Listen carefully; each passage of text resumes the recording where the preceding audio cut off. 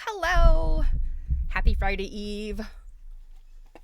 Man, I can't believe it's Thursday. I kept thinking yesterday was Thursday. Luckily it was not because I didn't show up here. Thank you, Druid. So, I still got my my intended for certain audiences thing up. I didn't get censored on Monday, so I guess we didn't talk about too many salacious things, but it may or may not get lascivious today. I don't know. No nudity, though. So, we have our second part of Dress, Dreams, and Desires. Hey, word nerd. Yeah, I put it on because Dress, Dream, and Desire at FIT, I did the first part on Monday, and it's a really, really cool exhibit. But it has some, because it's about psychoanalysis and Freud, there's a lot of like themes, let's just say. So thank you, Druid. Yeah, this is when I think I have 3 sweaters now that are this color pink. Kind of my signature color. I would love to paint my house this color. My husband would never let me do it though. It is my favorite color. It's kind of I've adopted it as my signature. So, how are you guys? I hope you have had a wonderful week. We've just got this large thing to look at, and we've got the very last thing in Mavis Fitz-Randolph's book to read that I was going to read. There's a bunch of stuff in the appendix, but it's not really reading fun. It's mostly tables and stuff, but the story of Joe the Quilter is there. So I probably should have put the additional warning of brutality and violence because he was murdered and it's a pretty graphic story. So trigger warning, y'all. I will also yes, murder. I'll give you the warning again before we read if people drop in late. So anyway, that's what we've got going on today. Something interesting that has come about that I hope maybe some of you might be interested in. I don't know a whole lot now. It's in the very, very early, like infant baby newborn stages. But one of my colleagues with American Quilt Study Group I think she had been thinking about a big project And this past seminar, AQSG seminar, one of the speakers was Terry Walker.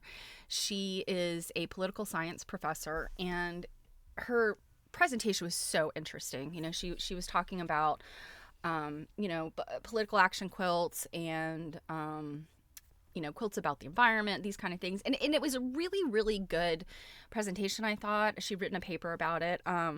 Because it wasn't divisive. It wasn't about like, oh, look at this anti-Trump message. Oh, look at this progressive message.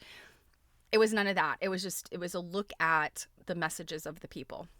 And it was such a fantastic talk. And her paper, I read her paper subsequently, really great stuff. But anyway, a small group of people were kind of inspired and, thinking about kind of large scale stuff. And, again, this is not a political thing really so much as a like preserving our democracy kind of thing.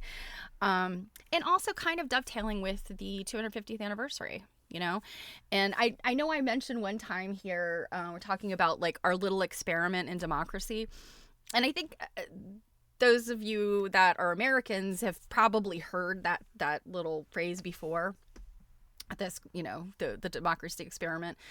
But I think a lot of people outside the U.S., it was sort of a new thing. I had a couple of our international friends ask me, like, what are you talking about?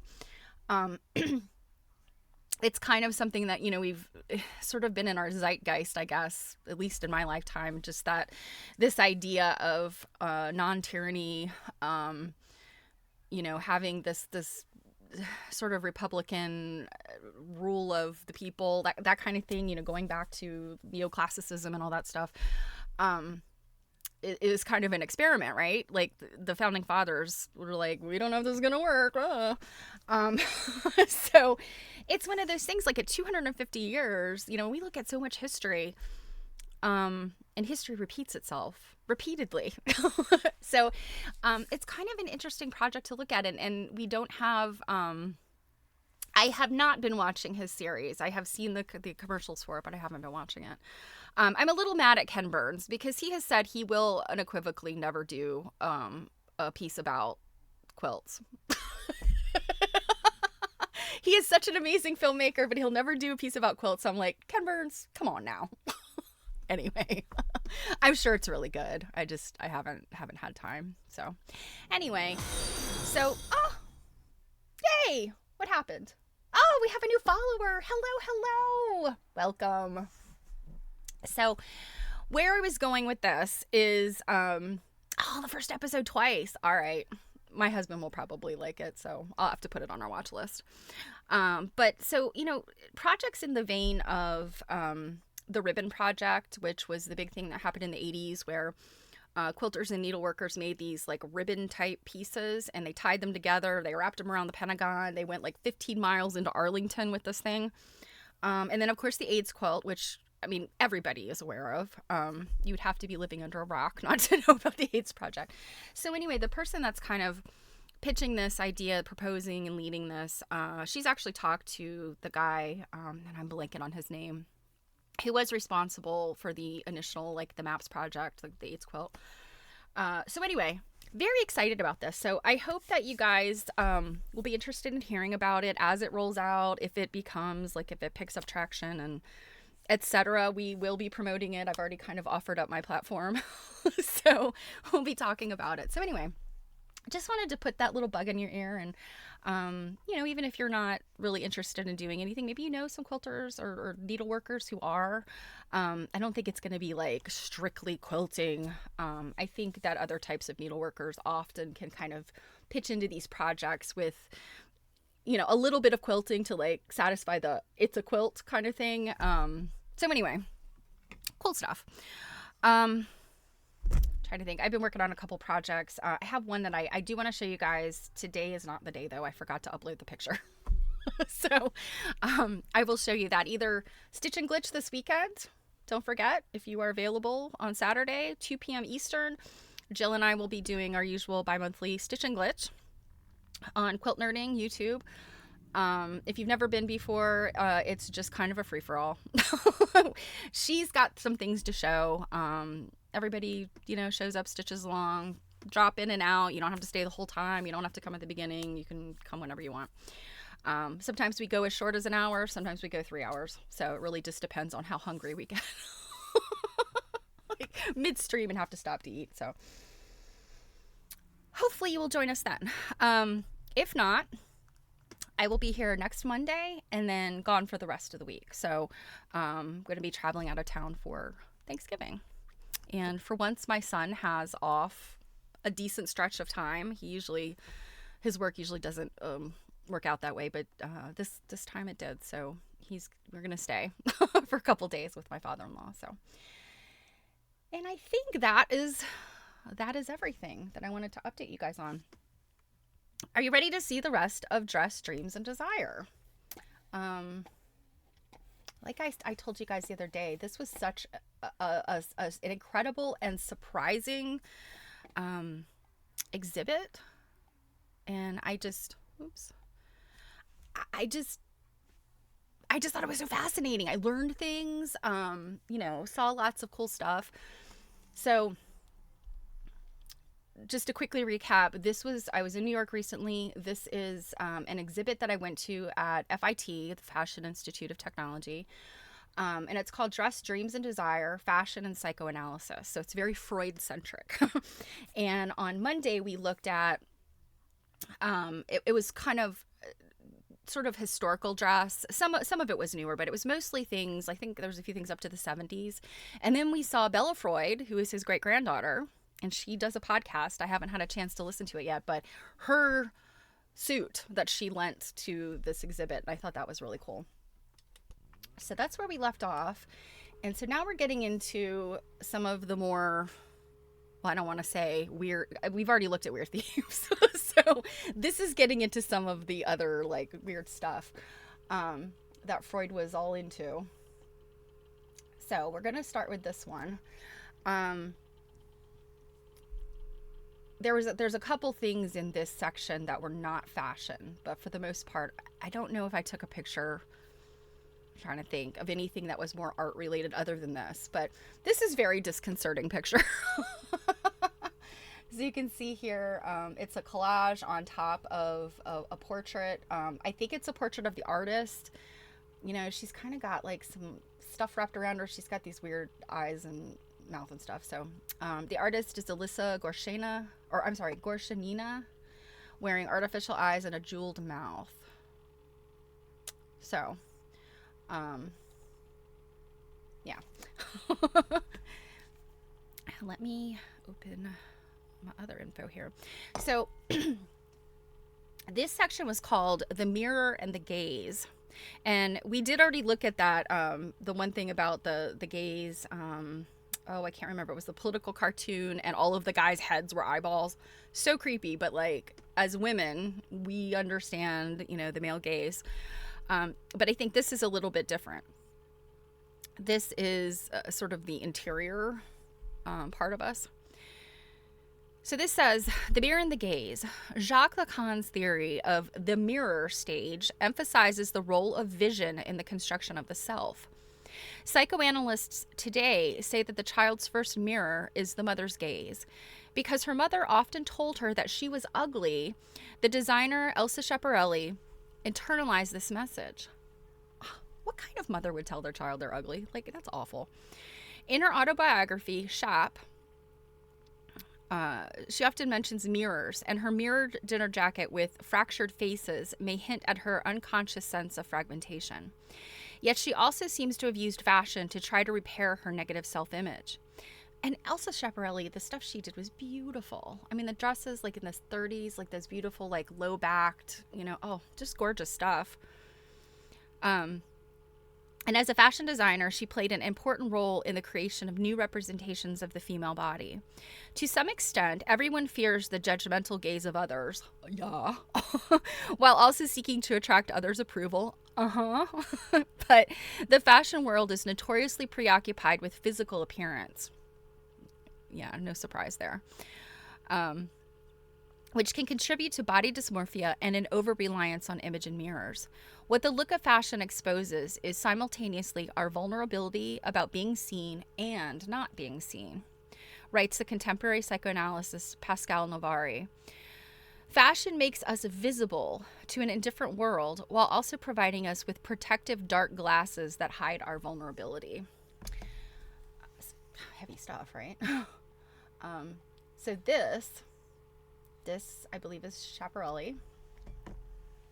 Pretty stuff. So what we have here on the left-hand side, glimpsing herself in a mirror in a stairway in Berlin, Elsa Schiaparelli said, "There, at last, is a smart woman." Her friend replied, "Heavens, but don't you recognize yourself?" Thanks, friend. This dinner jacket embroidered with 2 cartouches in the shape of upside-down hand mirrors and fractured faces.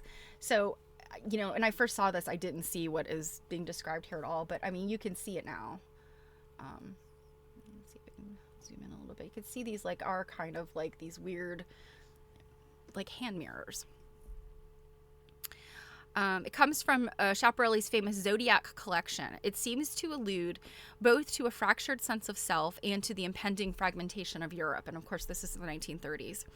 Elsa Schiaparelli, mirrored dinner jacket, Zodiac collection, spring of 1939. So she's really like right there on the precipice of World War II. And now this one, I'm sorry it was dark in there. This one I didn't get the greatest picture of, but this one, this is a dinner dress and jacket, and this is 1938. And it came from the Fashion Museum of Bath, which I unfortunately did. I was in Bath not long ago, and it was all the cool stuff was closed by the time I got there. And I only got to go to the Roman baths. All right. Schiaparelli's most representative style was the decorative dinner suit, characterized by a hard chic, which she described as the wooden soldier silhouette. And I mean, I think that, God, that sounds awful, but I think of it as like this long, very columnar sort of look, like very elegant. I wouldn't have thought of wooden soldier. Clinical work on body dysmorphia throws light on Schiaparelli's problematic statement that women should train the body to fit the dress. No, I don't believe in that.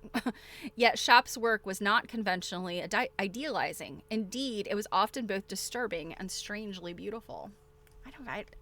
I'm not a fashion design person, so, you know, I don't know that anything of Elsa Schiaparelli I've ever looked at I just thought was really beautiful, or, you know, maybe not my cup of tea, but still beautiful fashion. So I don't know that I've ever like heard these kind of details. And I mean, Elsa Schiaparelli had a lot more connection to this whole idea of psychoanalysis and Freud and all of these things than I really ever realized. This is not something that they're just kind of making fit. Like, apparently she had, you know, I mean, she was famous and she had connections with people like Salvador Dali and Freud himself.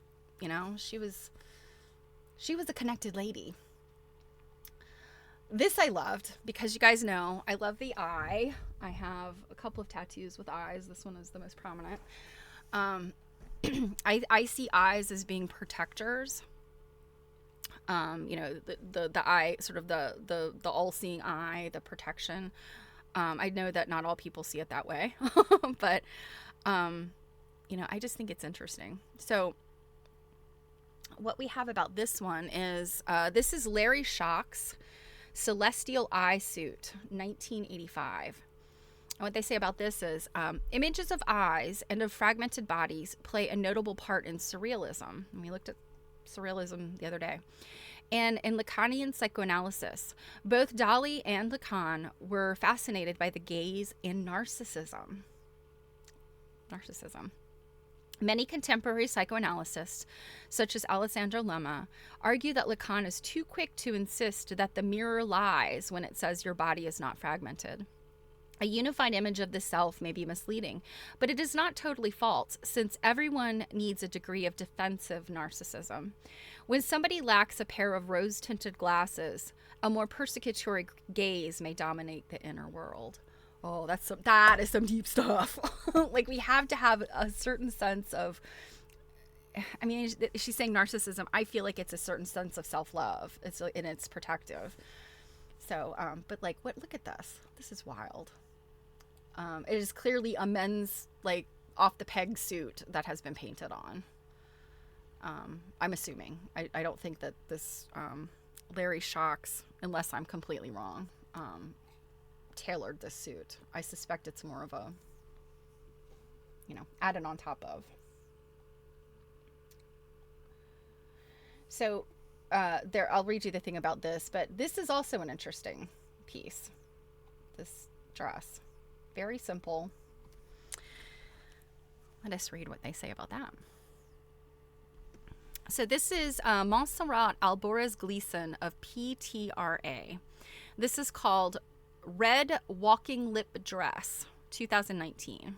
And I don't know what PTRA is. It's a group. I'm thinking it's a Mexican design group, I'm guessing, based on, well, let me just read it. I was thinking about surrealism's idea of the fragmented body, says the Mexican designer Montserrat Alborez Gleason. Her walking lip dress has a mouth, a cutout, the shape and size of which varies as the wearer moves. So you move. True. I agree. A cat pocket. This is intended to evoke the idea that the real body and the body and the mind often differ, which can contribute to body dysmorphia and eating disorders. So yeah, this fashion designer's going for like this whole deep thing about body dysmorphia, and we as quilters see perfect place to put a cat, and I agree. Kangaroo. Yeah, I would totally, yes, I would. My assumption is that this is not actually a pocket. This is probably opening up to like the bare midriff. However, if there was a lining in there, I would absolutely, because it's a very simple dress and it looked like it was made out of that kind of thick, like boiled wool. So it would have been both warm and comfortable.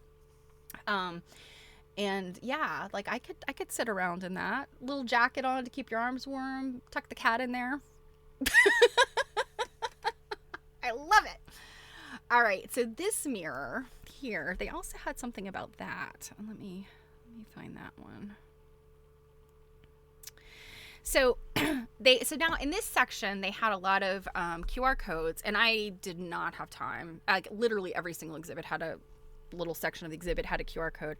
Did not have time to look at the details in this, but what it says is Elsa Schiaparelli's mirror jacket and Jacques Lacan's mirror stage. So that's this broken, fractured mirror. Does the mirror answer back? Hear how Elsa Schiaparelli stitched her self-image into her designs, relating to Jacques Lacan's theory of the mirror stage. So, deep, heavy stuff. Okay, so the next one is desire and sexual difference.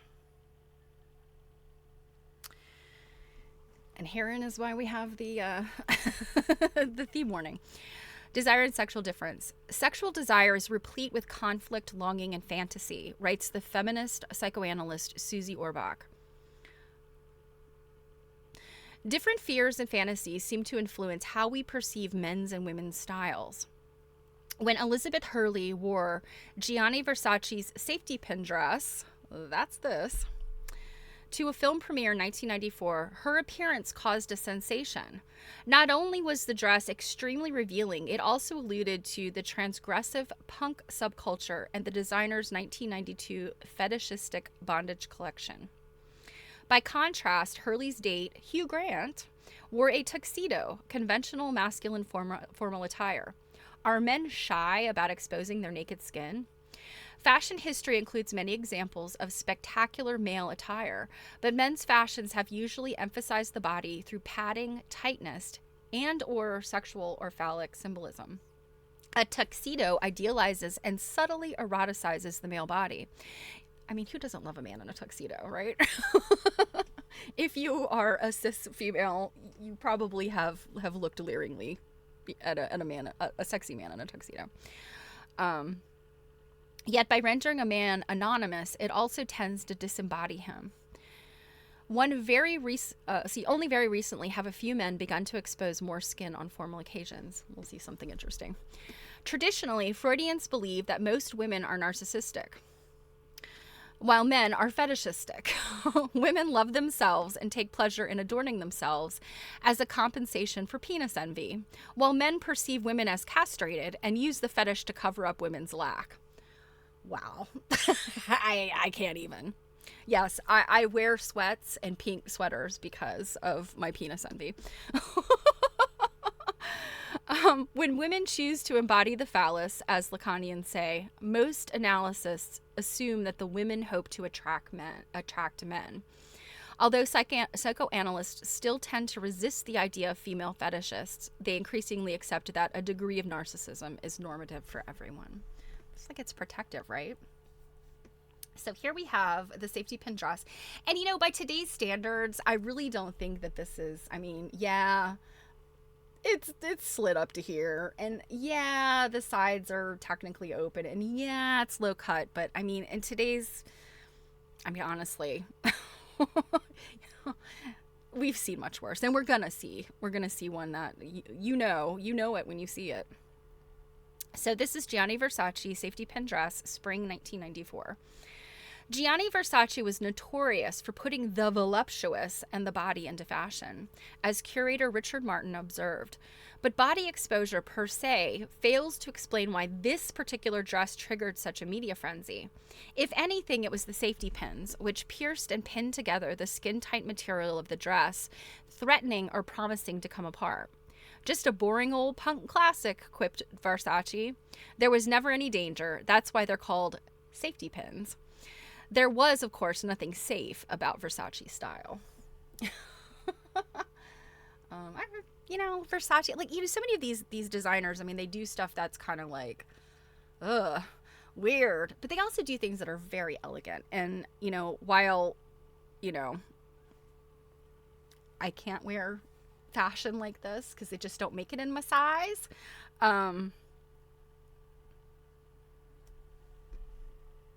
I do think it's elegant.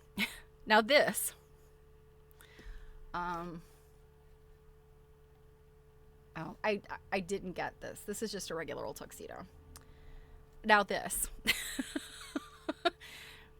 how many of your husbands would wear this? So this is Jean-Paul Gaultier, man's pink silk halter top jumpsuit, spring 1998. As early as 98, Jean-Paul Gaultier showed a pink halter-top jumpsuit on the runway. But even a provocateur like Gaultier styled his physically revealing jumpsuit over a button-down shirt. So this should have, on the runway, would have had, like, the white shirt under it. However, fast forward to 2022, Timothée Chalamet wore a custom red halter-top jumpsuit by Haider Ackermann to the Venice Film Festival. Oh, the Timothée Chalamet of it all. So first of all, this, it's actually it was very pretty. Beautiful, this beautiful, like, kind of pale putty pink salmon, just beautifully tailored. I am fascinated by, you know, men's tailoring, kind of any kind of suit. And of course today, women's suits also. It's a pretty piece, even though I don't know too many men who would wear that. But here is the picture of, you know, on the runway, and he has this is not a regular button-down shirt. So I didn't remember that it was this kind of shirt, but he's got a jacket that goes with it.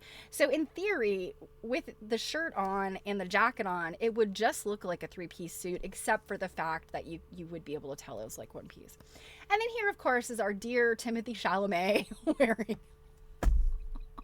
and I'm sorry, but this angle is just horrible. I think if he had been photographed from the front for this picture, or maybe like a different sort of 3/4, it would probably be a little bit classier. This just looks like somebody, like, he has a bib on and no shirt. His mama put him in these flashy pants and a bib, and that's it. Poor Timothée Chalamet. He's a youngster. And here's a picture of the tuxedo. Here, let me read you what this says about the tuxedo. So this tuxedo, like all well-made tuxedos, those by Gianni Versace subtly eroticized the male body. Versace also designed more overtly sexual styles for men, such as black leather jeans, which evoke phallic symbolism. However, the exposure of men's naked skin tended to be restricted to informal occasions, as when Versace advised male friends in Miami Beach to wear their silk shirts open in the front. So you can thank Gianni Versace for that. Gross, hairy men walking around with their shirts open. Thanks, Versace.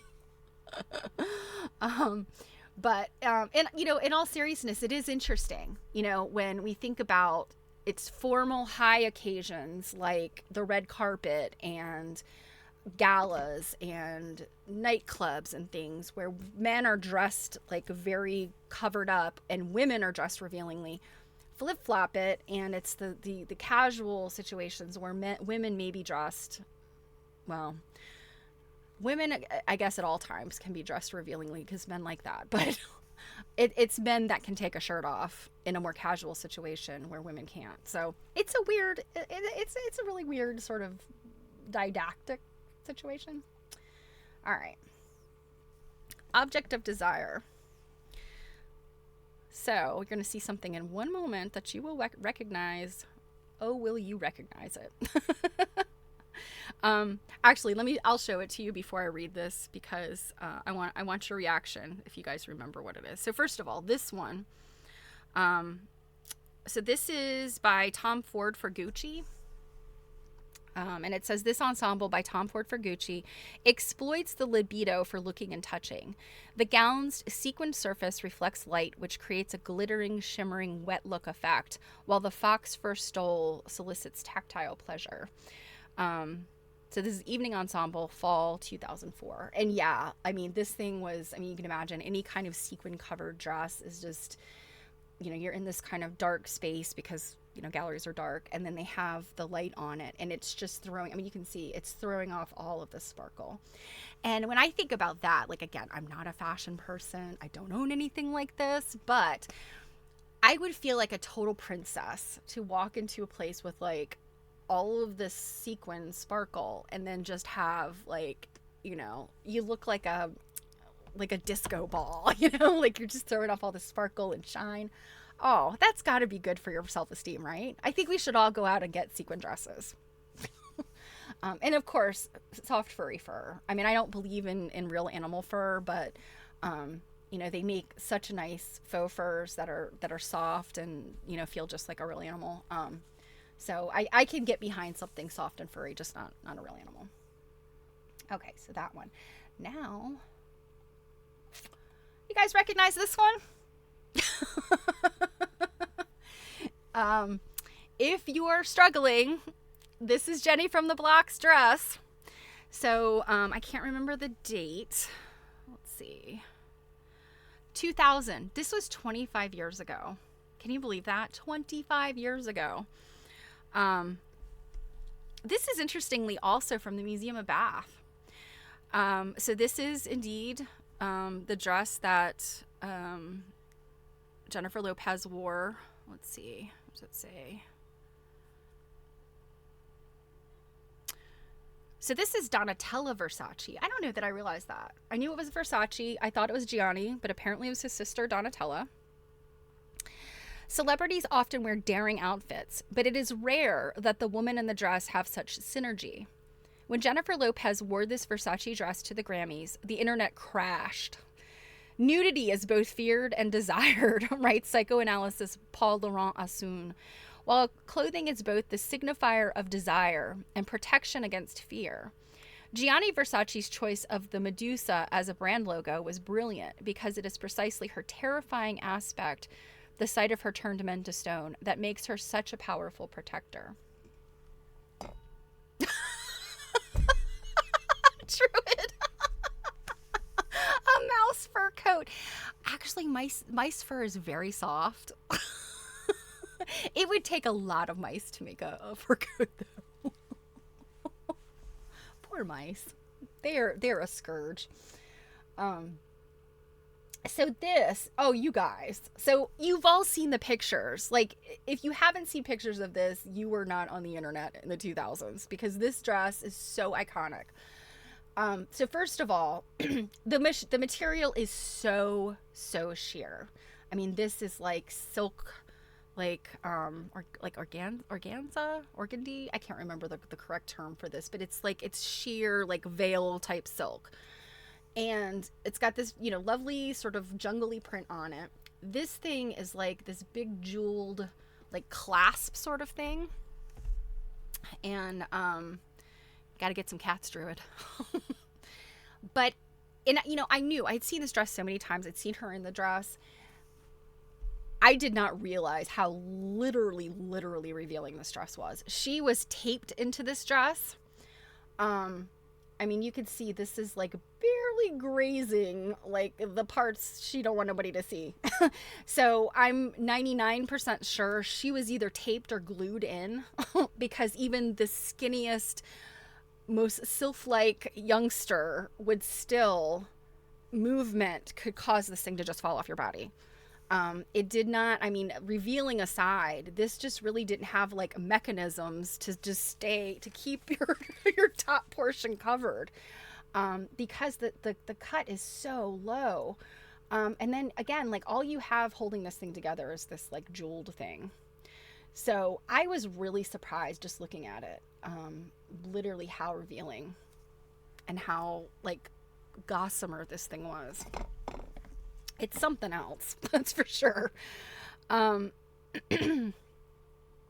So let me go back to the object of desire. So this is what this section was about. The object of desire. In psychoanalysis, we treat the objects of desire as clues, writes Adam Phillips. Every object of desire is an obscure object of desire, leading us to ask both why this rather than that, and why anything at all. Lacan's objet petit is usually translated as the object of desire, but more accurately as the object or cause of desire, i.e., not what we desire so much as what causes us to desire something. That's an interesting way of looking at it. The cause, Lacan suggests, is a lack in ourselves. What we put in place of this lost and unattainable object is an endless series of substitute objects, usually people or things that are desired by others. Keeping up with the Joneses, right? Although the object of desire is not necessarily the fetish object, it is often fetishized. When Jennifer Lopez wore a dress by Donatella Versace to the Grammy Awards, it caused a sensation. Lopez recalled that when the dress blew open, everyone was like, "What's going to happen next?" Nothing. Yet the anticipation of a wardrobe malfunction evoked the fetishistic allure of the striptease. There are no erogenous zones, argued Roland Barthes. Rather, it is the intermittence of skin flashing which we find erotic, the staging of an appearance as disappearance, or, as Elizabeth Groves writes, perhaps the very structure of desire, all desire, may be characterized as fetishistic. So yeah, even knowing that she probably had lots of like, I don't know what celebrities use. I just know you can buy like the fashion tape, to stick on the inside of your stuff so that it doesn't slip and stuff. I would imagine the whole front of this thing was somehow like stuck to her body so that even when it sort of blew around, that you weren't seeing the parts that needed to stay covered. This was wild. So this is Noir K Ninomiya.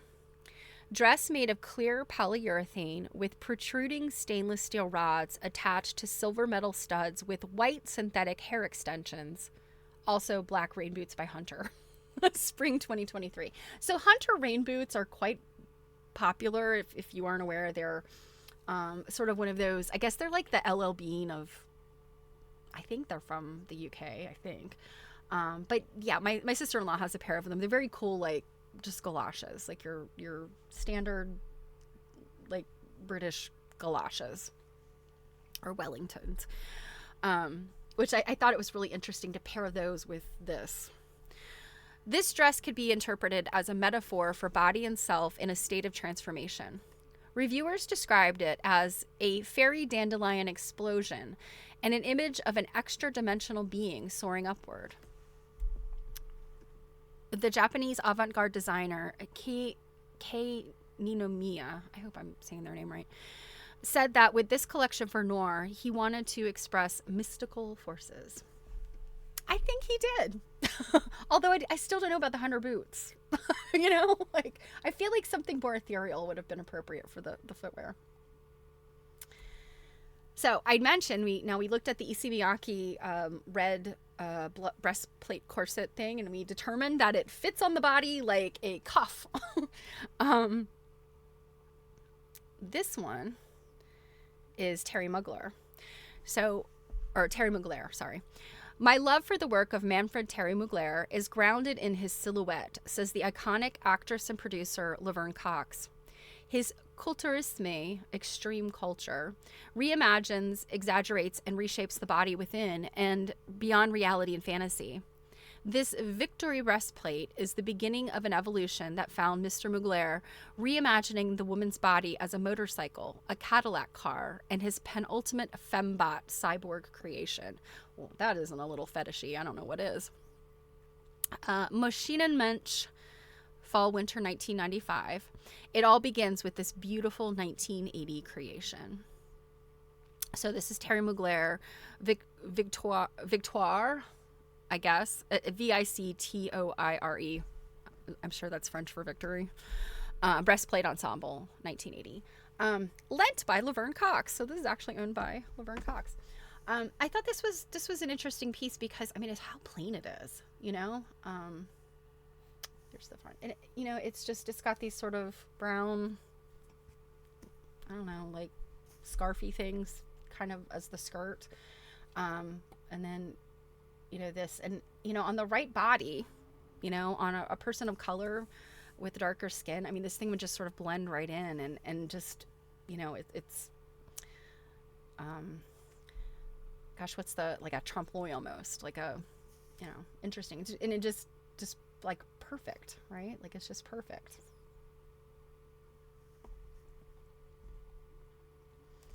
So this was an interesting bunch of things. And Jill, of course, was with me, and her immediate reaction was, well, look at that blue one with the cinnamon rolls on the chest. Okay, I think they're roses, but all right. So on the left, we have Isabel Toledo red hermaphrodite dress, 1998, spring 1998. Isabel Toledo's hermaphrodite dress is named after the historical term for an intersex person. The design of the dress indicates the coexistence of breasts as well as male genitals. So I'm guessing that's, you've got sort of poofy breastness and then whatever under there. Let's see. Crud.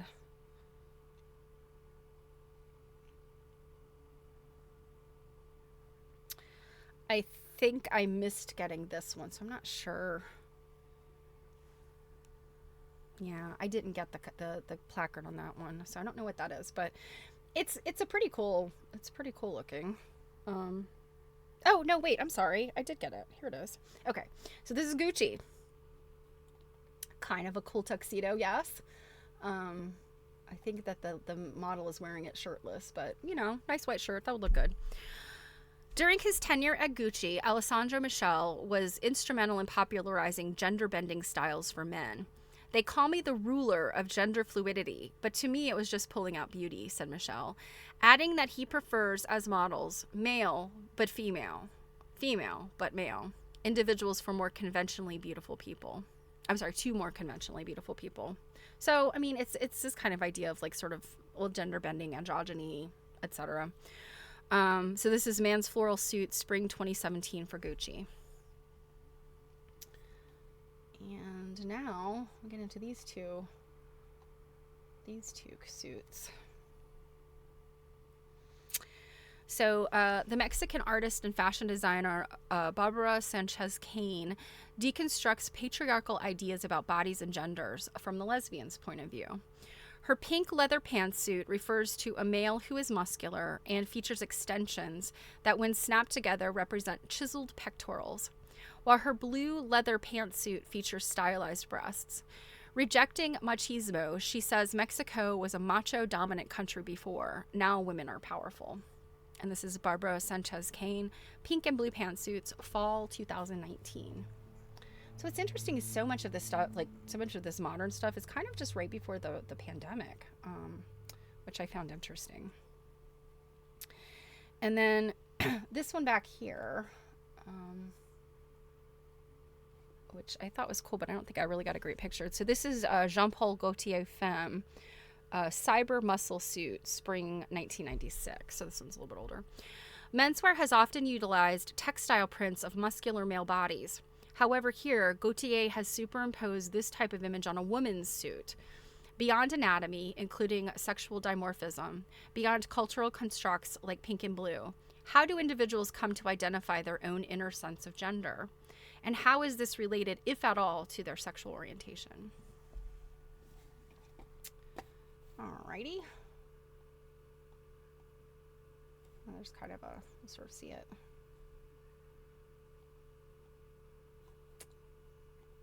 All right. So this next one is called Bodies to Wear. Fashion has long played with gender-bending styles, especially for women. However, in the 21st century, young men are also increasingly dressing in non-binary and gender-fluid styles. Excuse me. Let me have a drink.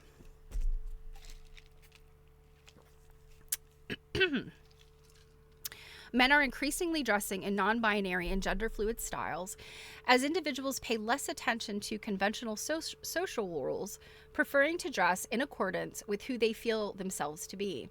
More than a trend, this development reflects a growing paradigm shift among young people in thinking about gender and sexuality. Unfortunately, although most psychoanalysts are no longer emphasize women's penis envy or demonize homosexuals as perverts, many still pathologize transgender individuals.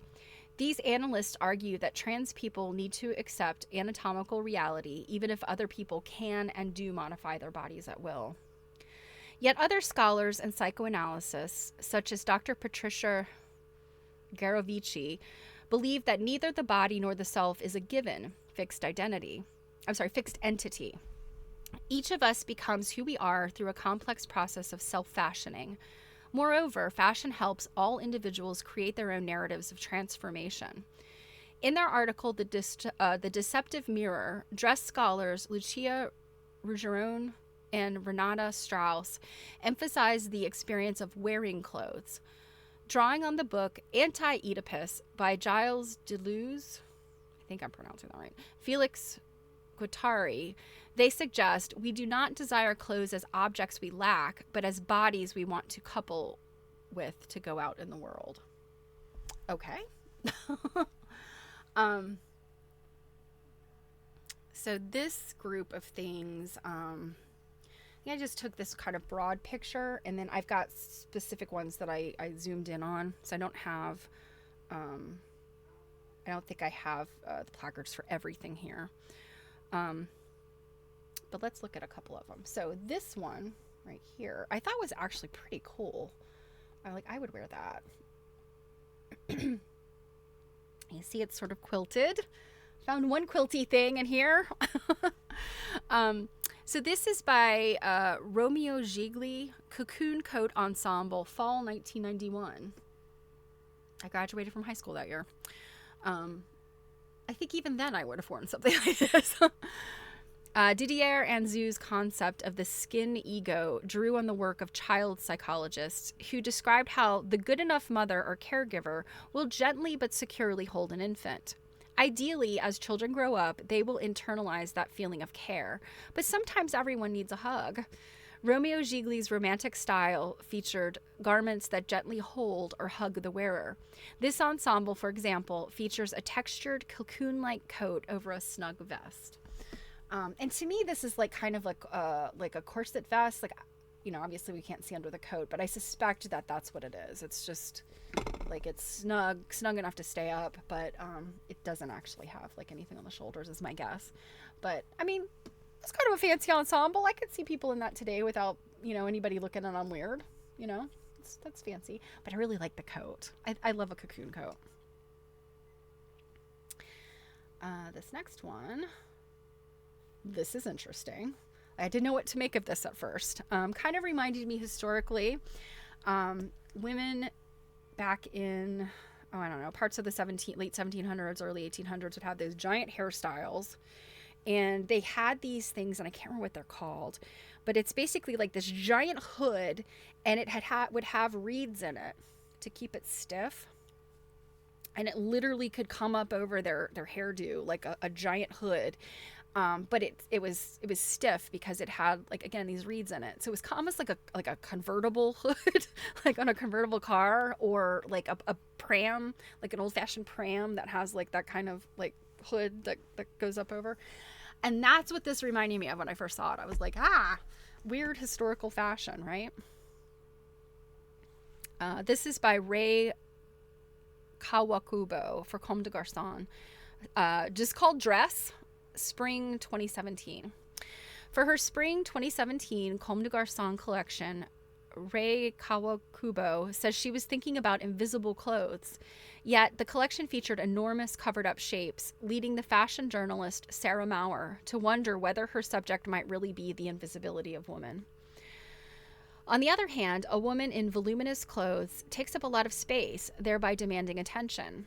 As Maurer wrote elsewhere, Kawakubo's work is like a Rorschach or inkblot test, inviting viewers to submit their own associations. So I thought that was interesting, like, you know, taking up space, but being invisible.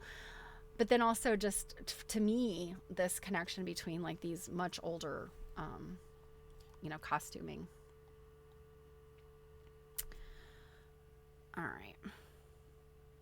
So this one, I think this is another one where I kind of focused in on one or two and I didn't take pictures of everything, all the details. But, you know, again, some interesting little Halloween costume-ish maybe. And I don't remember what this was back here. I think I missed this. There was a lot of video stuff in here too. So I think that I got details about this one. So let me see.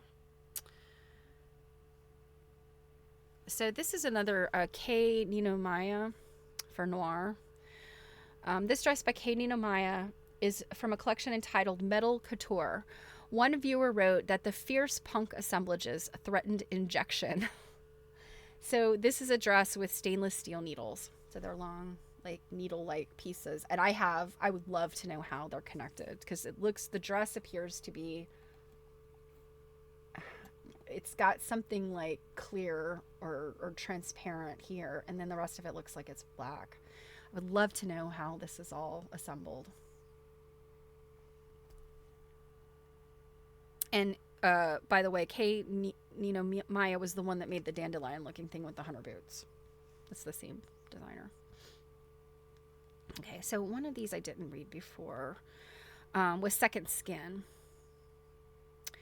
So, second skin. Clothing is often referred to as a second skin, usually in reference to eroticism or identity. But Didier Anzou's concept of the skin ego throws new light on a familiar metaphor. Just as the biological skin contains and protects the inside of the body, Anzou argues that the skin ego functions as a psychic container that holds and protects individuals when they feel as though they are falling apart. Many designers agree. Oh gosh. Azadine Alea said the feeling of being held by the fabric is like being with the person you love. Yohei Yamamoto described his clothes as armor that protects you from unwelcome eyes. By weaponizing glamour, fashion can provide a protective shield for someone who has suffered a narcissistic wound. Inspired by Anzou's theory of the skin ego, dress scholar Stella North describes clothing as a replaceable, updatable skin. After Oliver Rousteing of Balmain suffered serious burns, Balmain is another fashion house, by the way, suffered serious burns, he created a collection inspired by the bandages that helped his skin heal. Clothing like the skin ego is also a surface of inscription that communicates who we are or would like to be. In addition, the fantasy of the skin ego sexualizes both fabric and body, especially when the cut of the garment frames areas of naked skin. And because all human bodies have skin, Anzo's theory of the skin ego may provide an alternative to the psychoanalytic emphasis on the penis/phallus. Ugh. Okay. This next part is like I can understand this more. Ugly feelings, anxiety, anger, and envy. I know these better. So ugly feelings, anxiety, anger, and envy. Emotions have a powerful effect on what we think and how we act. Yet, strange as it seems, we are not always conscious of our emotions or able to identify what we feel. We often describe shopping as retail therapy, emphasizing desire. Yet research shows that many people who are shopping for clothes are motivated largely by anxiety about looking wrong or not fitting in. Anxiety is an anticipatory feeling of fear or dread that attempts to function as a type of self-protection. Artists and designers often evoke emotions.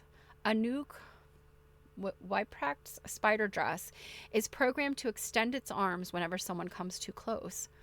The stainless steel needles on Kei Ninomiya's dress warn others to keep their distance, a look that evokes both anxiety and aggression. During the COVID pandemic, Viktor and Rolf presented an online fashion show representing anger as a black spiky coat. A voiceover said, "You're angry. You have a right to be angry." Anger is not only a response to perceived threats, but also sometimes a defense against feelings of sadness. You know, and I've often heard like depression is anger turned inward. I don't know if that's true. The psychoanalyst Melanie Klein, 1882 to 1960, emphasized the destructiveness of envy and how we might try to get rid of this ugly feeling by projecting it onto another person. An envious person may flaunt possessions or attributes in such a way as to provoke envy.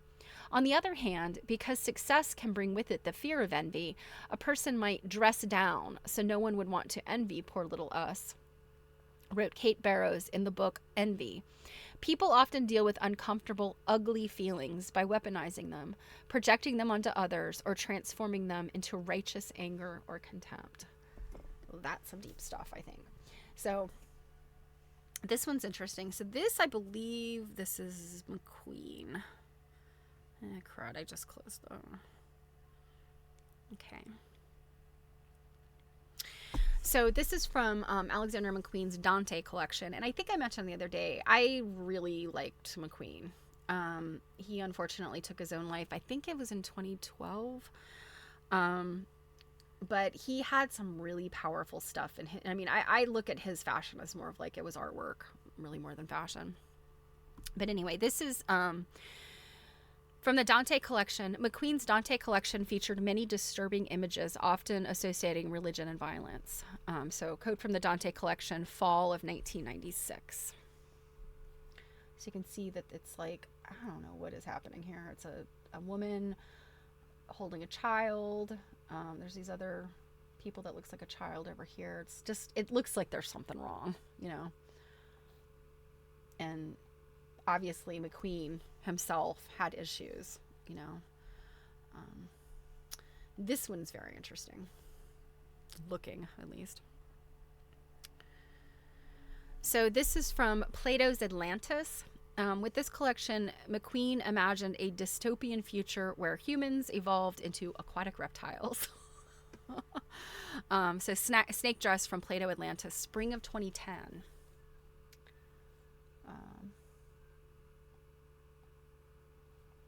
And then these last two. So the one in the back. Hold on a minute, let me see. Yeah. So the one in the back is called, well, it's an evening dress from the Elizabeth Howe collection, fall 2007. So this is a collection in memory of Elizabeth Howe, Salem, 1692. So Elizabeth Howe being executed as a witch. So inspired by the Salem witch trials, his collection in memory of Elizabeth Howe referenced a distant ancestor executed as a witch. Interesting. And I thought it was a pretty cool looking dress. It's got these, I think it was sort of like a velvety, and then this kind of, I'm not sure if this was sequins or some kind of like shiny kind of stitching. And then this next one is, I believe, yes, one of the charges against Joan of Arc was that of cross-dressing. Not only did she go into battle dressed as a man, but she also reverted to wearing men's clothes in prison. She was executed as a heretic and later honored as a martyr. So this is the black and silver coat from the Joan collection, fall 1998. So I would wear that. I mean, that's not outrageous. Okay, subverting the symbolic. During his lifetime, Lee Alexander McQueen was often accused of misogyny because of the savage themes he explored in his work. However, some Lacanian-influenced theorists have argued that McQueen's fashions are empowering because they refuse to inscribe women's sexuality within the symbolic law of the father. Instead, his clothes subvert the symbolic by interjecting the real, which in Lacanian terminology is associated with the violence of castration and bodily abjection, which is usually hidden behind the aestheticizing veil of femininity. I think Lacanian theory is a pile of bullshit. That's just my opinion, as is Freud. Is McQueen's vision of women a site of resistance to patriarchal power? His Elizabeth Howe collection was dedicated to an ancestor executed for witchcraft. We see beauty in the long golden hair embroidered on an evening gown. Oh, that's what that was. It's hair. And it was embroidered. But inquisitors thought the hair of witches was charged with demonic sexual energy. That's why women are supposed to cover their hair, I guess. Behind the aestheticizing veil of uncanny femininity, the fashions in this collection are associated with the femicide of the witch craze. Similarly, McQueen's collection, Joan, was devoted to Joan of Arc, a cross-dressed warrior condemned to death for heresy. Plato's Atlantis blended woman and serpent. The blind seer Tiresias should be the patron saint of psychoanalysis, wrote Lacan, because he lived both as a man and a woman. McQueen had a tattoo that says, "Love looks not with the eyes." Oh, I like that. Okay, so these, as you can imagine, we're getting into some of the the fetishy stuff again. Okay, so this is Galliano on the left. The night before his fashion show, Freud or fetish, again, it is amazing to me. I had never had any idea that so many of these designers kind of tapped into this kind of stuff. So the night before his fashion show, Freud or fetish, Galliano told a journalist that he believed Christian Dior was the first true fetishist designer. He had an Oedipus complex, and his new look was full of fetish imagery. Look at the high heels. Look at the corsets. Remember, Dior made that iconic look of the 50s. Either the strapless or the kind of boat-necked sort of dresses, fitted to the waist, and then the princess. You just look like princess in Dior. Sorry, I think they're beautiful. This oversimplifies psychoanalytic theory and fashion history. However, Galliano's own creations certainly draw on the iconography of sexual fetishism. For example, Freud or fetish featured a woman dressed in all scarlet, from her corset top hat. Remember, we saw that other one in the that sort of cabinet sort of thing the other day. So her corset top hat to her stiletto heels, who led in another model on a leash. So I believe that's what this is. This is the leash. This says John Galliano for Christian Dior Couture, Scarlet Woman, Fall 2000. And then Galliano also made this horsewoman. And I'm trying to see, I don't think I got another picture of it here. But you can see there's actually ears on this hat. They're horse ears. So Galliano's horsewoman in gray leather with a saddle and tail. Now I can't quite figure out. I don't know if there was a window back here to see into this. I don't remember seeing it, but there must be more to the back of this outfit. But it probably referred to Freud's famous case study of little Hans and his horse phobia. I don't even want to know what that's about. Freud believed that the horse represented the boy's fear of a powerful paternal rival, whereas Lacan argued that the boy's fear of a horse biting him derived from his pre-Oedipal relationship with his mother. Again, maybe he was just afraid of horses, because horses are big animals and they're kind of dangerous if you don't know how to work with them. So yeah, maybe that's what it's about. I don't know. Freud and Lacan again.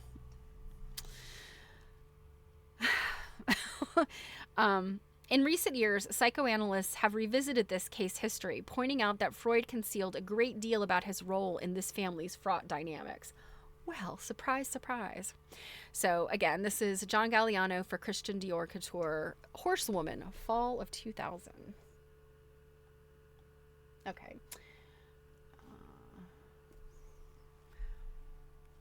Freud or fetish? John Galliano has long been known for creating highly erotic fashions, such as his bias cut silk evening gowns. So, if you've ever made clothes or worked with fabric, you know that a bias cut will immediately cling to your body, for better or worse. But a lot of evening gowns, particularly those beautiful, those beautiful kind of column-like dresses with the back out of the 30s. Those were bias cut to give that column-like sort of beautiful look. So John Galliano has long been known. Galliano's work positions woman clothed in his gowns as the object of desire for men, argued Lacanian cultural critic Alison Bancroft. Yet Galliano has also created looks that resist projections of male desire. His controversial haute couture collection for Christian Dior, entitled Freud or Fetish, featured various bizarre figures, which he described as the nightmares of a child frightened by the sight of parental sexuality. Okay. Among these nightmare figures were a horsewoman in gray leather and a truly terrifying crocodile woman. The horsewoman was probably inspired by Freud's famous account of little Hans with his horse phobia. Freud, who saw mother and son as a loving dyad, believed that the horse represented the young boy's fear of a jealous paternal rival. Lacan, however, saw the father, or name of the father, as necessarily barring the way for the seductive, dangerous mother. As Lacan wrote, the mother is a big crocodile, and you find yourself in her mouth. Good Lord. This stuff gets crazier and crazier. Okay. So this one is more recent. This was COVID times. So this is called, this is an evening dress, fall 2020, Jun Takahashi for Undercover. Jun Takahashi has described his style as cute but scary, beautiful but ugly. He has also suggested that beauty is not necessarily good, nor ugliness bad. Influenced by punk, we see a lot of this punk influence. He once showed razor blades embedded in a tuxedo jacket. Body parts such as skulls and teeth also appear frequently in his work, which has also featured buttons resembling eyeballs. So skulls and teeth or skulls particularly were something that Alexander McQueen also worked with quite a bit. So I thought minus the razor blades, this was actually also kind of a pretty outfit. It's kind of got this weird collar situation, and I could do without the little sprigs of feather, little marabou feathers, but it's kind of interesting, and it also has that there was the dress that we looked at on Monday, which was more period, but still a throwback. So I think the robe anglaise, which was the English style of dress in the 18th century, had this very inverted triangle top to it. And then you'd have the dress and, often open at the front so you could see the petticoat, which would be a secondary skirt. So, again, we're seeing that same kind of garment in something from just 5 years ago. So that's the kind of stuff that really gets me excited in fashion like this. Is not, I'm not a fashion person, but the way that historical costume and all of this stuff shows up is so interesting to me. So here's a close-up of the razor blades and the roses. So some of the other stuff in here. This one here on the left is Yoji Yamamoto. Black Ensemble, fall of 2006. Born in 1943, Yoji, it's hard to see the J in there, Yoji Yamamoto has described himself as a son of war. His father was drafted and killed in the war, leaving Yamamoto with lifelong feelings of anger and bitterness. The one in the back here, it's a little bit hard to see. Kind of got a multiple coat and scarf situation. This is by Josephus Themister. So Josephus Themister's collection, 1915, Opulence and Bloodshed, World War I? Yes. Was directly inspired by the unprecedented carnage of World War I. The war probably also contributed to Freud's concept of the death drive, which includes both destructive and self-destructive tendencies. The war also led Freud to modify the way he interpreted dreams, since veterans reported recurrent nightmares, which he interpreted as the urge to repeat traumatic or painful experiences. I don't think that the nightmares, which we would today know as PTSD, were an urge to repeat traumatic or painful experiences. I think it's our inner self, our subconscious is trying to rid ourselves of them, not to repeat them. Freud was way off, in my opinion. So this is A Man's Coat and Scarf, fall 2010. And, I mean, you can kind of see, like, I mean, it definitely gives you those vibes of, like, at least the era, 1915.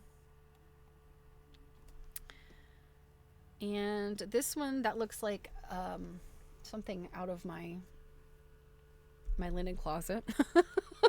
All my stringy towels. Bernard Wilhelm's jumpsuit. I did not even realize this was a jumpsuit.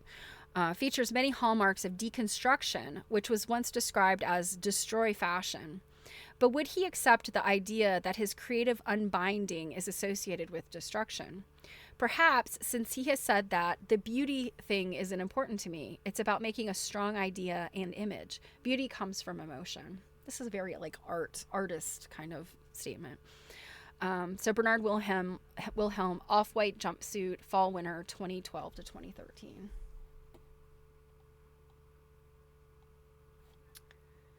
Yes, this is a dress made of hair. So this next section is called the Death Drive. In Beyond the Pleasure Principle, 1920, Freud argues that humans contend with two opposing drives: eros, love and life, versus thanatos, death and destruction. His theory of the death drive is controversial. Like, isn't everything Freud controversial? And some psychoanalysts replace death with aggression.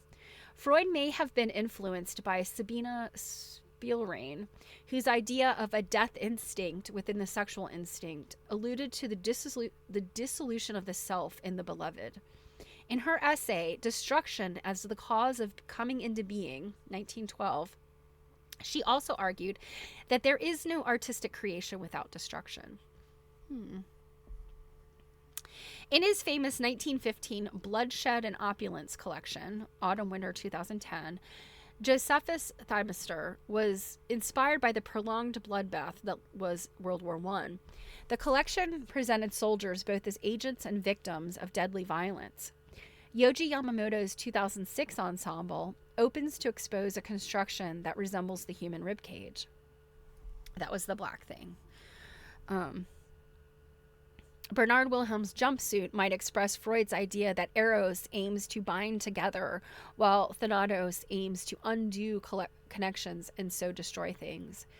Jun Takahashi's dress for Undercover juxtaposes images of roses and razor blades, which could be interpreted as uniting eros and thanatos, perhaps symbolizing artistic creation through sublimation of the sexual and destructive drives.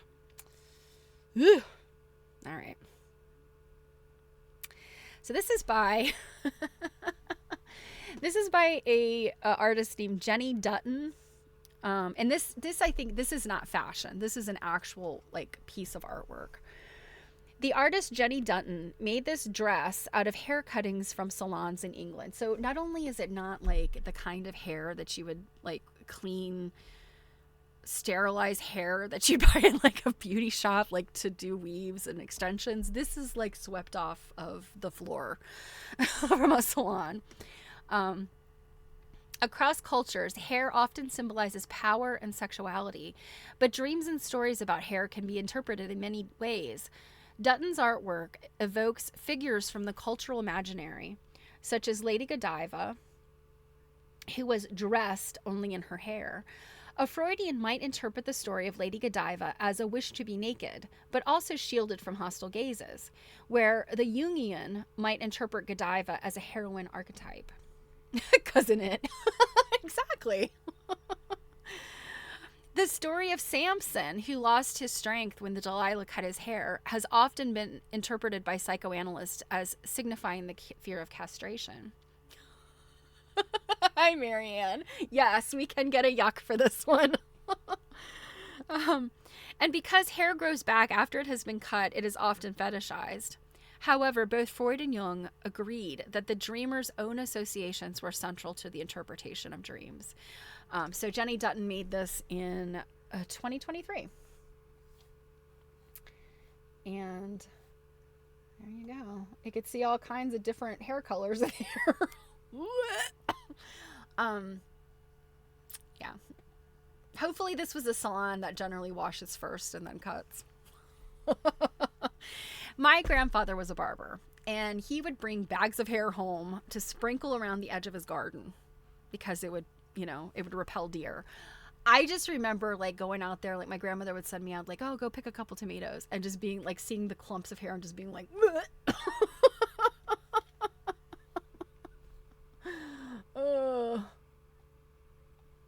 okay.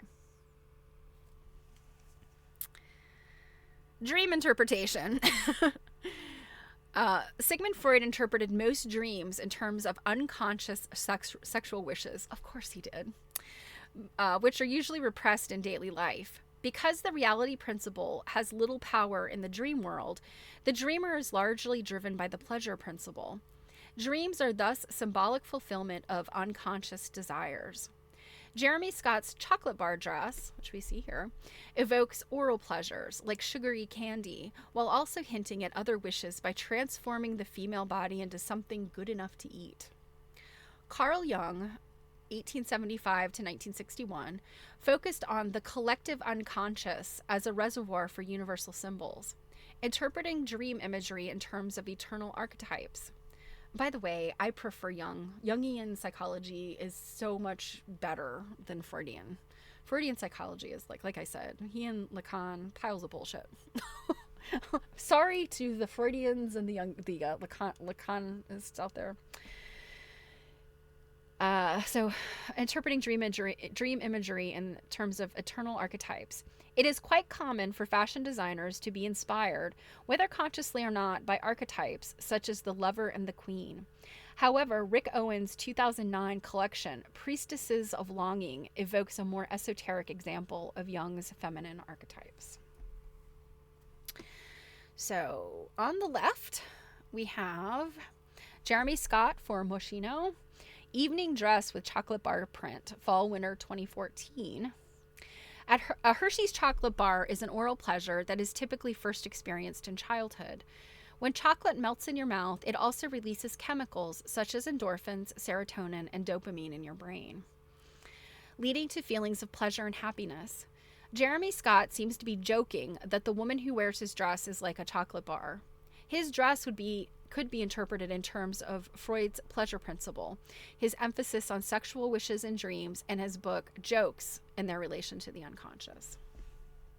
The one on the right, it's a little weird in my opinion. This ensemble from Rick Owens' Priestesses of Longing collection could be interpreted in terms of Carl Jung's ideas about symbolism and archetypes. Owens has always been attracted to the symbolist and decadent art, and he has focused here on an esoteric or occult feminine archetype.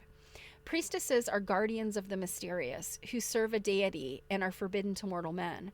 Longing is a yearning desire, often unattainable or unrequited. So Rick Owens, ensemble, jumpsuit, headdress, and ankle boots. So I think that the boots have these like flaps. So this thing looked like, I don't know, something you would wear to like go, I don't know. Like those frogmen, like this, wear the black suits and they go diving. Okay. Oh, here's a close up of the chocolate bar. Snorkeling, yeah. Oh, but when they're in those black suits, like, and they call them frogmen, like back in the day. It's actually a very pretty dress. I mean, in any other color, you know, other than a chocolate bar, this would be like just a gorgeous evening gown. And it's cool as is, certainly. Okay, these are cool. So these are ink blots, but they are fashion ink blots. So these are by Ruben Toledo, Inkblot Fashion Illustrations, 1992. Hermann Rorschach, 1889 to 1922, a Swiss psychiatrist, invented the Rorschach or inkblot test, which was modeled after Young's word association test.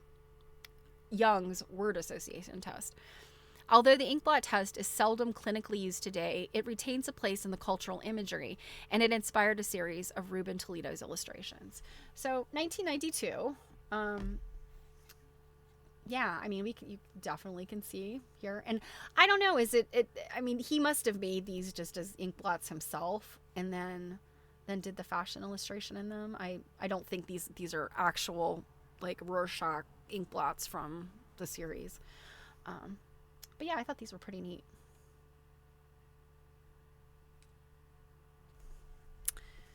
And we have a few more. I'm going to skip ahead though. Let's see. Because I don't want to run out of time today. This was, like I said, this was such an amazing exhibit. So this dress, and I know I'm going to pronounce everything wrong, but so this is, according to Freud, during the Oedipal stage, age 3 or 4, I'd always heard it was 5, but little boys love their mothers and are jealous of their fathers.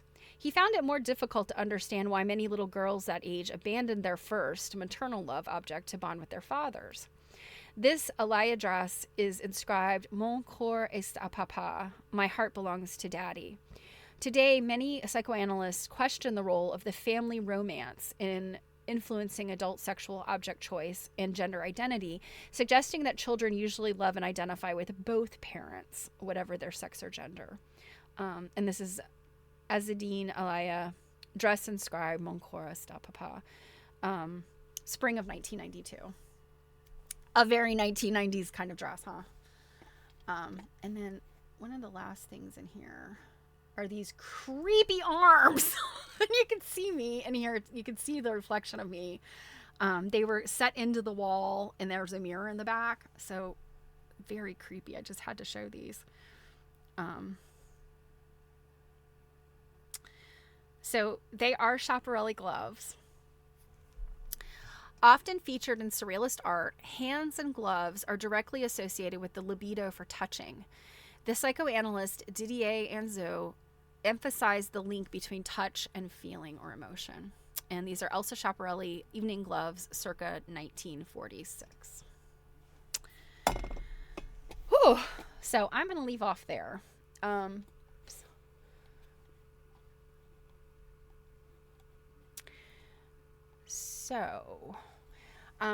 There's a few more pieces. Like if you're interested in seeing any more of them, I can share my folder for these if you're super inspired. But I hope you guys found that interesting. I don't know, it gave me a lot to think about, obviously. And then reading these placards to you that I kind of just skimmed before, and it gives me a lot to think about. And I mean, again, like I really, truly, everything I've ever heard, Freud, just what a pile of crap, right? Freud I mean, the things that he believed were, they were hurtful. They were just bizarre and mean. I don't get it. Um, so yeah, but how interesting all of these connections to psychoanalysis. And I was glad to see some of the Jungian psychology brought up in the more recent things. So, are you ready to get to some Mavis? So, let me move that. Okay.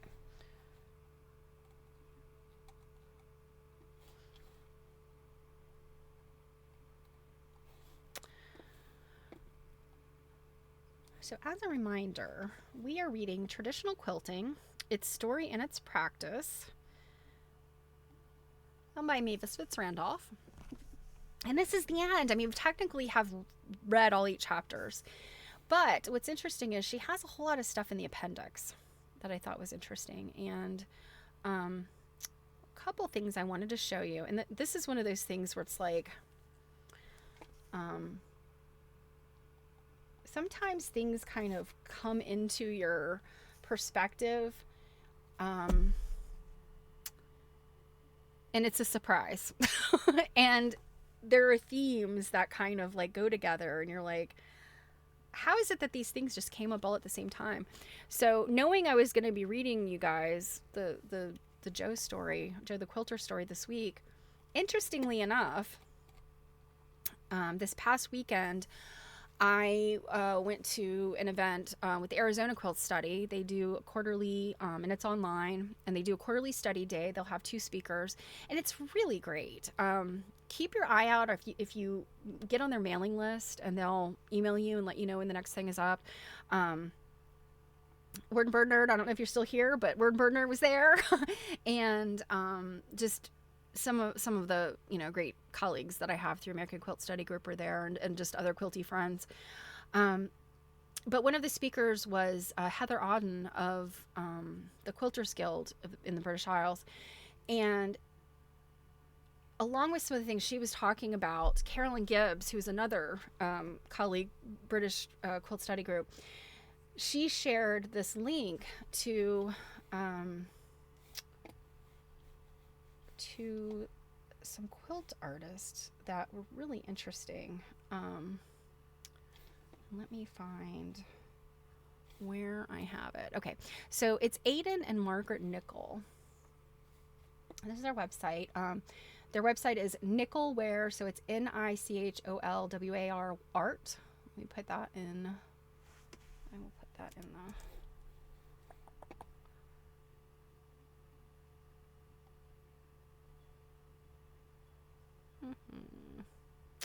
Where are you?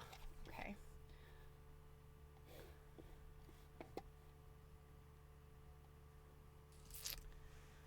So this is their website, and they're interesting because she seems to be more of Margaret seems to be more of an art quilter, although she has some kind of traditional stuff she's done here. Aidan seems to be doing, I suspect, just what I've kind of put together here, because I don't really know anything about them. But what I suspect here is that he does interpretation at a historic heritage site or something. And so, and yeah, Word Burner here is mentioning here, they have done these tracings, and several of these quilts are by Joseph Headley, or attributed to Joseph Headley. Now, Joseph Headley died in the early 1800s, so this was way back. But it is amazing to me that they have, oh, this is not letting me zoom in like it did last night. So anyway, there's a PDF you can view and everything. But I mean, you could hopefully see, yeah, I think you can see in here just how detailed this is. So like, yowza, right? Sorry, too many too many screens. Okay, so I wanted to read you the story of Old Joe. You may have heard the story before. It is a sad one. Yeah. So Word Burner, you know what they said, I think on here is really what they do is just really taking a good, strong, forward facing picture, which I know is hard. Like that's probably the hardest part is getting that like good, solid, like, you know, not tilted, but straight on picture in good lighting and where you can see all of the quilting. And that being the hardest part. And then you're just basically like Adobe Illustrator. You're just tracing everything in Adobe Illustrator so that you can make a raster file. I'm not a raster file, an Illustrator file, a vector file that you can size up or down. That's all that they're doing, but it's not easy because, you know, getting pictures of the quilt and also like all of that vector drawing, that's a lot. I've never done anything that detailed. So, yeah. So anyway, Word Burner, you have to let us know if you do ever end up tracing any of your quilts. So I thought I'll leave this one up because we haven't seen this before. So, all right. I said I would give another trigger warning. The story of Joe the Quilter, it is brutal. It's not, it was poor man is all I can say. So, all right. There's a story. Old Joe, the Northumberland quilter. And this is allegedly some of Joe's work traced out. So, Old Joe, the Northumberland quilter, circa 1745 to 1825. The following article, which appeared in the Hexham Courant of January 7th, 1947, and the accompanying extract from Hodgson's History of Northumberland are reprinted by the courtesy of the editor of that paper, who supplied copies of both.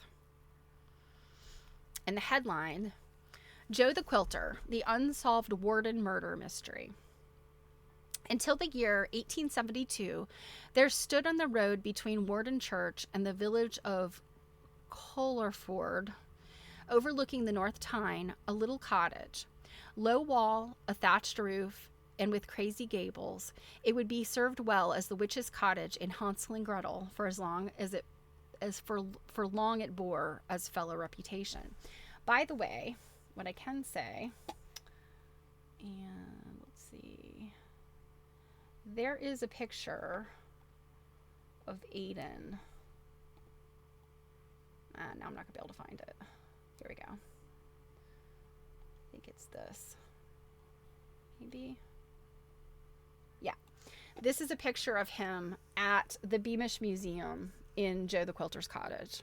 So this cottage has been, I guess, resurrected or brought back to life or whatever, as a destination you can go to, and there he is, on his quilting frame, and he shows how to make this frame and everything. It's a very cool little website. I mean, it's very basic, but the few things that they do have on here are really fascinating. I want to say this is also Joe Headley attributed. I think the picture is not as great here, so we'll go back to the Tully House quilt. Okay. So this little witch's cottage, it looks like, for within its walls, greed, the lust for gold, and a sudden killing passion were let loose. An old man was battered to death, and his murderers are unknown to this day. The victim was one Joseph Headley, known at the time of his death and for years before as Joe the Quilter. 76 years old, he was honest, so far as it is known, and kindly, and he had a reputation for being wealthy beyond the dreams of avarice. That reputation probably cost him his life. His father decided that Joe should be a tailor, but fate had other ideas, and so had Joe. He had talent, a talent for designing and making quilts. He made hundreds of them, and they were a surefire hit with the local housewives of the time. For years after Joe had squared his last account, the products of his needle graced the beds of many homes in Hexham and its not-so-immediate neighborhood. Let a man make a better coat than his neighbor, and the world will beat a path to his door, runs the old adage.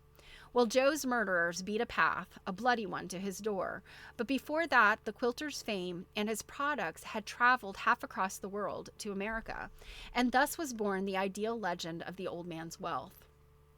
In his quiet Warden cottage, he was wont to entertain of an evening the wandering gypsy and itinerant peddlers of the times. And from this fraternity, Joe gleaned his wide and peculiar knowledge of happenings up and down the country, which he would retail when in the mood with rare gusto. It was indeed a peddler, a woman, among the last to see Joe on the night of his murder, when he was taking supper with a friend, and the woman knocked on his door and asked to be directed to Four Stones. Ever gallant, Joe gave directions and said that had he been a younger man, he would have accompanied the lady thither. Thither. The lady departed on her way, as did Joe's supper guest, and when the quilter was seen again, 4 days later, when alarmed neighbors forced in the locked door, Joe was a corpse, and a grim-looking one at that. He had been beaten almost to pulp, and the weapons obviously wielded by 2 men were a garden hoe and a coal rake. 2 weapons presupposed 2 murderers, but even for those, Joe, with all the weight of his 67 summers heavy upon him, was by no means easy meat. He had fought at the door, for the doorposts, okay, again, trigger warning. The doorposts were blood-spattered and had gray hairs, Joe's hairs, adhering to them, while the little living room looked as if a tornado had passed through it.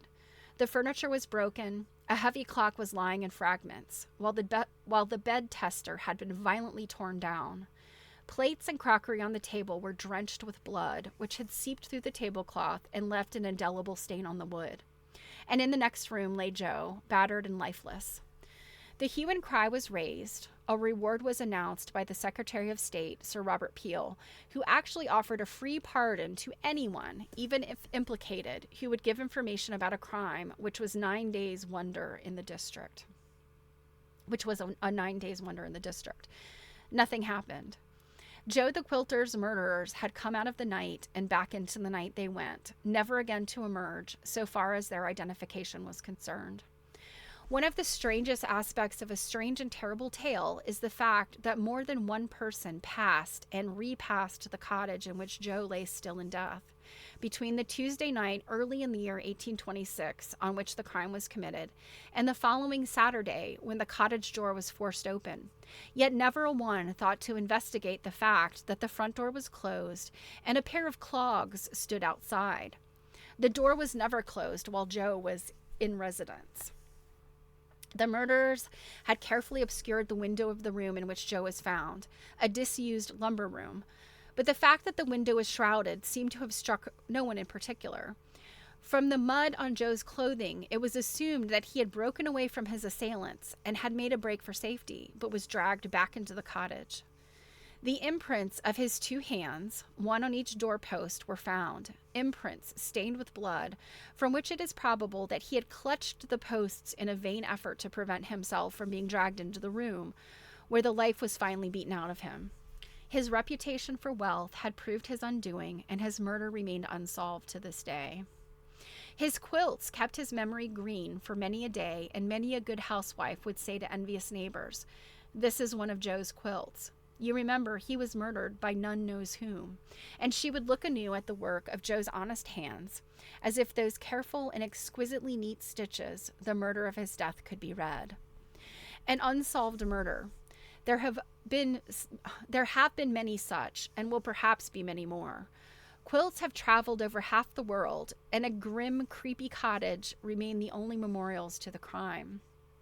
And even they went their way as time's inexorable grasp closed on them. With the pulling down of the cottage went the last local link with Joe the Quilter. But it's my understanding like the cottage was brought back. I think what happened was they discovered the footprint of the cottage and they rebuilt it.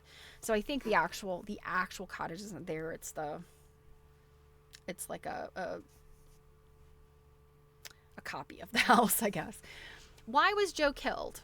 There is little doubt that his reputation for wealth had become known and had attracted wandering vagrants, as the lure for easy money had attracted others since and led them to deeds of blood and violence. Or was it a personal feud, an ancient enemy or enemies finding vengeance as man had ever found it since the first murderer slew his brother? Unlikely. All the records speak of the old man being loved and well respected in the Hexham district. No, it was murder for gain, this old-time deed of blood, and the fact that it was futile so far as booty went, of little comfort to the victim. Now, Joe is only a memory, a page or two in the records of the time and place, but his story has been worth retelling. So, that was from the newspaper. So this next one is from Hutchins' History of Northumberland. 1825, January 3rd. A murder was committed upon the body of Joseph Headley, a highly respectable man, better known in the neighborhood by the name Joe the Quilter than by his own.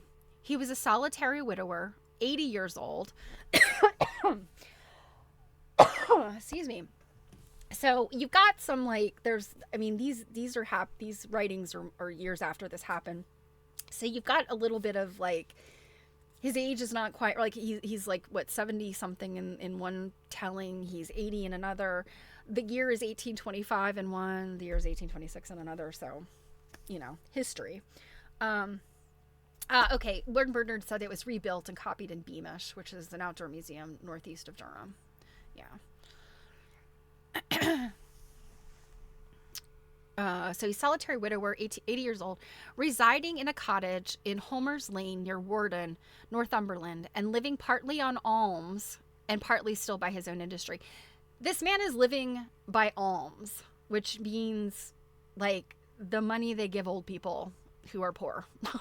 So this man could not possibly have, like, this massive store of, like, gold and riches for making these quilts. You know, he was supporting himself making quilts, but he was also receiving essentially charity. This is a quote. His quilts with country fame was crowned, so neatly stitched and all the ground, adorned with flowers or figured round. That his assistance in this branch of art, as well as his entertaining and lively company, was much sought after by all the neighborhood, and his cottage and adjoining garden were models of neatness.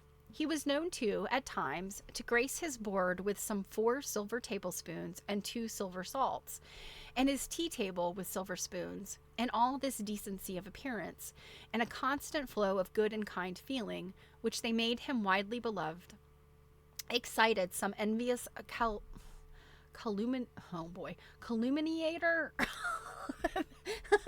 Of course, I'm assuming this means somebody who has the avarice to, you know, murder him and rob him. But that is spelled Calumniator. Calumniator. To spread abroad a report that he was wealthy, and this became seduction to the cupidity and cruelty of another too powerful to resist. His cottage, body, and clothing, when his mangled remains were found, retaining convincing proof that he had made a brave and powerful struggle to save his life. The murderer remains undetected. So, Joe the Quilter. You know, and it's funny, Joe Cunningham calls himself Joe the Quilter. So, you know, and of course I'm absolutely certain he knows the story, but I mean, poor old Joe, you know, it's so very sad, that this happened to him. And, you know, when you kind of wonder, you know, you hear, and I mean, I'm a true crime fan. I know some of you are too. And you think about the stories you hear, like often when you hear about some just horrible, gruesome, brutal murder. It's usually somebody, the person is known, you know, the murderer is known to the victim. So in this case, I don't know. I mean, we're talking about hundreds of years ago. This, you know, well, 200 years ago. Yeah, this is 200 years ago at this point. You know, things different back then. I don't know. Typically, I mean, when they say, like, typically robberies, at least in today's day and age, people, you know, criminals that commit robberies generally are not trying to kill somebody. They want to get in, rob, and get out, right? Word Bernard said Joe Cunningham got to see and touch a Joe the Quilter quilt at the Bose Museum. Okay, so the video was shown in one of the Quilt Folk online workshops. Okay, so that must have been one that I missed. That's interesting. Joe Cunningham and Joe Headley. But yeah, so I really question this idea of, I mean, was it just some people that were after his quote unquote assumed riches. I mean, I guess in that date and time, you know, the idea of like the highwaymen, and you know, and brutality was, I don't know. I mean, we often say that like brutality was like a thing you know, I think brutality has always been in us. It always happens. It's kind of like what we get to see and what is reported to us. So I don't know. You know, I've always, like, there's obviously no way that this will ever be solved unless there like some diary is found where it's like, I murdered Joe the quilter, or you know, my brother murdered Joe the quilter. You know, that's not ever going to happen. But I really wonder, was his handful of silver teaspoons enough for somebody to kill him? I mean, I could see somebody like coming in and brutalizing him and saying like, where's your money? Where's your money? Or where are your riches? Where are they? And to the point that, you know, they tore the place apart looking for stuff, and you know, they killed him in the process of trying to get him to tell them. I don't know. I mean, obviously, if he was a man who was well liked, it's a good chance that it wasn't, you know, a friend or family member. Doesn't sound like he had family, but you know, it was not one of the townspeople. So anyway, big question mark. You know, but the quilts and murder, they can possibly come together. And as sad as Joe's story is, his murder is far more interesting than the murder at the quilt show. If you were not aware, Jill and I, that was the very first book we read when we started doing quilt nerding. And you know, it was just simply a book club in the beginning, and we just read books back to back, and we at the urging of a friend, we read the book, and it was quite possibly the worst book I've ever read. So Joe's story, as heartbreaking and sad and brutal as it was, is far more interesting. So anyway, for what it's worth. Well, I am going to end there. Like I said, Jill and I have a Stitch and Glitch this weekend on Saturday, and I hope you will join us if you are available. Okay, what is happening with my...